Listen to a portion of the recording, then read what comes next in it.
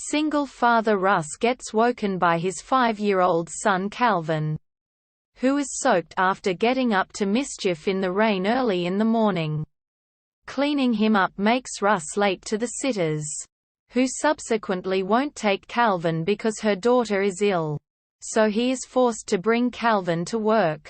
Russ has to balance work as a lawyer with caring for Calvin after wife and mother Kate left them 2 years ago. The father and son have moved to small-town Kansas from Chicago after Russ's corporate law firm fired him for not always being available due to his son, although Russ is very experienced in the courtroom.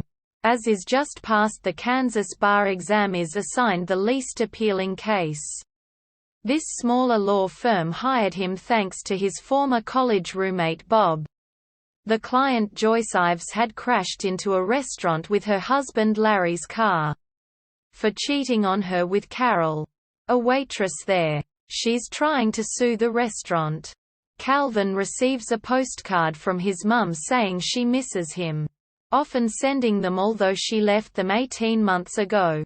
Grandpa sends Calvin a type of jellyfish from Florida.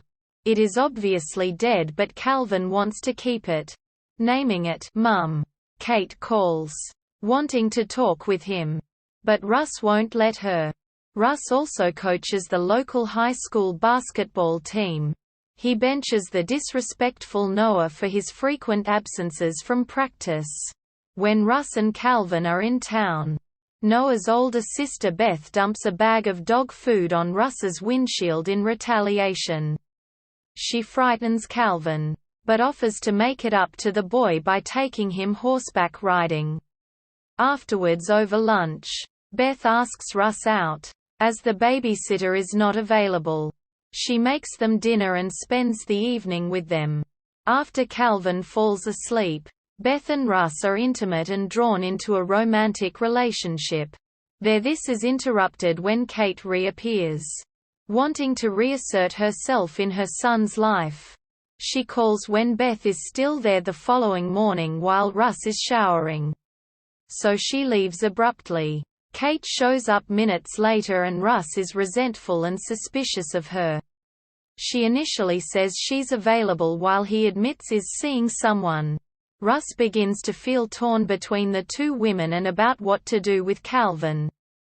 Kate's sudden appearance leads him to doubt his ability to raise his son on his own and in his own parenting skills.